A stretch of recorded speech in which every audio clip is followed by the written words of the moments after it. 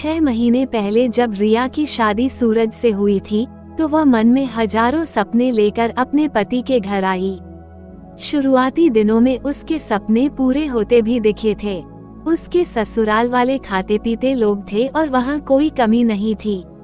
गरीबी में पली बड़ी रिया के लिए इतना होना बहुत था। उसे लगा था कि ससुराल आकर उसकी जिंदगी बदल गई है, उसकी गरीबी हमेशा के लिए पीछे छूट गई है। पर बीतते दिनों के साथ उसका ये सपना टूटने लगा था। रिया के मायके की जिंदगी गरीबी और तंगहाली से भरी जरूर थी, पर वहाँ उसकी इज्जत थी। जैसे ही वो 20 साल की हुई थी, उसके माँ बाप उसकी इज्जत के प्रति कुछ ज्यादा ही सचेत हो उठे थे। शादी के शुरू के दिनों में सूरज का बर्ताव रिया के प्रति अच्छा था। उसके सास ससुर भी उसका ख्याल रखते थे, पर आगे चलकर सूरज का बर्ताव रिया के प्रति कठोर होता चला गया। सूरज कपड़े का कारोबार करता था। उसे अपने कारोबार में 50,000 रुपए का घाटा हुआ। उसे महाजन का उधार चुकाने के लिए अपने एक दोस्त से 50,000 रुपए का कर्ज लेना पड़ा। रजत नाम का ये दोस्त जब सूरज से अपने पैसे मांगने लगा तो उसके हाथ पैर फूलने लगे। उसे समझ में नहीं आ रहा था कि वो इतने रुपए कहां से लाए ताकि अपने दोस्त के कर्ज से छुटकारा पा सके। उसने इस बारे में गहराई से सोचा और तब उसे लगा कि उसकी पत्नी ही उसे इस कर्ज से छुटकारा दिला सकती है। अपनी इस सोच के तहत सूरज ने रिया से बात की और उससे कहा कि वो अपने माँ बाप से 50,000 रुपए मांग लाए। पर जहाँ 2 वक्त की रोटी का जुगाड़ ही मुश्किल से हो पाता हो, वहाँ इतने पैसों का इंतजाम कहाँ से हो पाता। ठीक है, सूरज उदास लहजे में बोला, पर मेरे पास एक और तरीका है। रिया मुस्कुराते हुए बोली, मेरे पास रूप और जवानी की दौलत तो है, मैं इसी का इस्तेमाल करके पैसों का इंतजाम करूंगी। क्या बकवास कर रही हो तुम? सूरज तेज आवाज में बोला, मैं बकवास नहीं बल्कि सच कह रही हूँ। नहीं, तुम ऐसा नहीं कर सकती। आखिरकार मैं तुम्हारा पति हूँ और कोई पति अपनी पत्नी की इज्जत का सौदा नहीं कर सकता।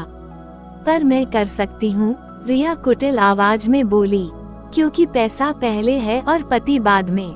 उनकी स्कीम के अनुसार रात के तकरीबन 10 बजे सूरज लौटा तो उसके साथ उसका वह दोस्त रजत भी था जिससे उसने कर्ज लिया था।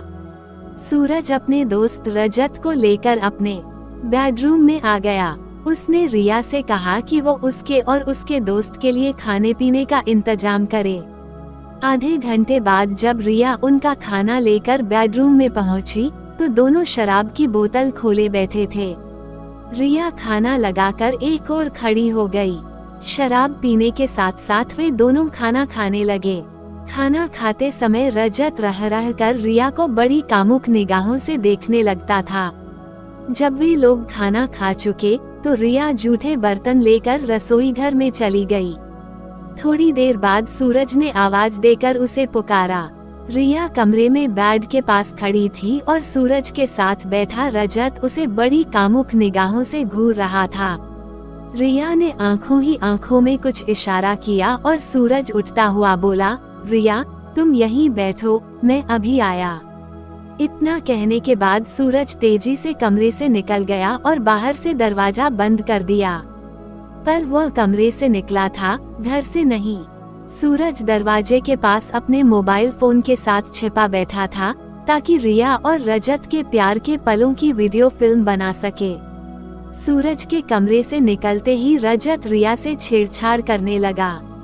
यह क्या कर रहे हो तुम? रिया नकली नाराजगी दिखाते हुए बोली, छोड़ो मुझे। तुम्हें कैसे छोड़ दूं जाने मन, रजत बोला। बड़ी कोशिश के बाद तो तुम मेरे हाथ आई हो, कह हुए उसने रिया को अपनी बाहों में भर लिया। रजत की इस हरकत से रिया पल भर को तो बौखला उठी, फिर उसकी बाहों में मचलते हुए बोली, छोड़ो मुझे वरना मैं तुम्हारी शिकायत अपने पति से करूंगी। पति कहकर रजत कुटिलता से मुस्कुराया। तुम्हारा पति भला मेरा क्या बिगाड़ लेगा, वह तो गले तक मेरे कर्ज में डूबा हुआ है। सच तो ये है कि वह खुद चाहता है कि मैं तुम्हारी जवानी से खेलूं, ताकि उसे कर्ज चुकाने के लिए थोड़ी और मोहलत मिल जाए। नहीं, सूरज ऐसा नहीं कर सकता, रिया अपने पति पर भरोसा करते हुए बोली। तुम्हें यकीन नहीं आता? रजत उसका मजाक उड़ाते हुए बोला, तो खुद जाकर दरवाजा चेक कर लो। तुम्हारे पति ने बाहर से दरवाजा बंद कर दिया है। नहीं, कहकर रिया दरवाजे की ओर भागी, पर शराब और वासना के नशे से जोश में आए एक मर्द से एक औरत कब तक बचती। रजत ने झपटकर उसे अपनी बाहों में उठाया और बिस्तर पर उछाल दिया। अब रिया संभलती हुई उस पर सवार थी।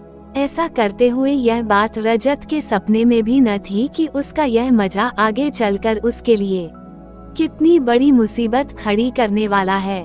रजत के जाने के बाद जब सूरज कमरे में आया तो नकली गुस्सा और अपमान से भरी रिया बोली, कैसे पति हो तुम? पति तो अपनी पत्नी की इज्जत की हिफाजत के लिए अपना सब कुछ दांव पर लगा देते हैं, पर तुमने तो अपना कर्ज उतारने के लिए अपनी पत्नी की इज्जत को ही दांव पर लगा दिया।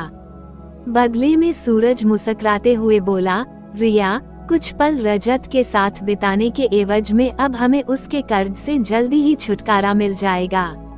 इसके तीसरे दिन जब रजत अपने पैसे मांगने सूरज के घर पहुंचा, तो सूरज ने उसे अपने मोबाइल फोन से बनाई वो वीडियो फिल्म दिखाई। फिर उसे धमकाता हुआ बोला, रजत, अब तुम अपने पैसे भूल ही जाओ। अगर तुमने ऐसा नहीं किया तो मैं यह वीडियो क्लिप पुलिस तक पहुंचा दूंगा और तुम्हारे खिलाफ रिपोर्ट लिखवा दूंगा कि तुमने मेरी पत्नी के साथ बलात्कार किया है। इसके बाद पुलिस तुम्हारी क्या गत बनाएगी, इसकी कल्पना तुम आसानी से कर सकते हो। रजत हैरान सा सूरज को देखता रह गया। उसके चेहरे से खौफ झलकने लगा था। वो चुपचाप सूरज के घर से निकल गया। इधर सूरज ने उसके इस डर का भरपूर फायदा उठाया। इस वीडियो क्लिप को आधार बनाकर वो रजत को ब्लैकमेल कर उससे पैसे ऐंठने लगा। रजत सूरज की साजिश का शिकार जरूर हो गया था, पर वह भी कम शातिर न था। आखिर वह लाखों रुपए का कारोबार ऐसे ही नहीं चलाता था। उसने इस मामले पर गहराई से विचार किया और सूरज के हथियार से ही उसे मात देने की योजना बनाई। अपनी योजना के तहत जब अगली बार सूरज उससे पैसे वसूलने आया तो रजत बोला, सूरज, तुम कब तक मुझे यूं ही ब्लैकमेल करते रहोगे? आखिरकार तुम मेरे दोस्त हो, कम से कम इस बात का तो लिहाज करो।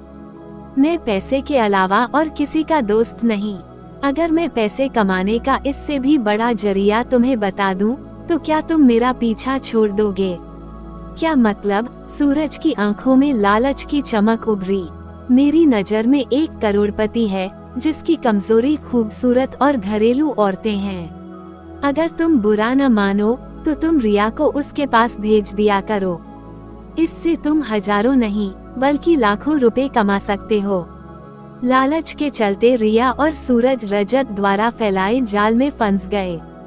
अब रजत ने उस आदमी के साथ रिया के रंगीन पलों की वीडियो क्लिप बना ली और एक शाम जब पति पत्नी उसके पास आए तो यह फिल्म उन्हें दिखाई। फिर रजत बोला, मैं जानता था कि तुम लोग अपनी हरकतों से बाज नहीं आओगे, मैंने ये खूबसूरत वीडियो क्लिप बनाई है।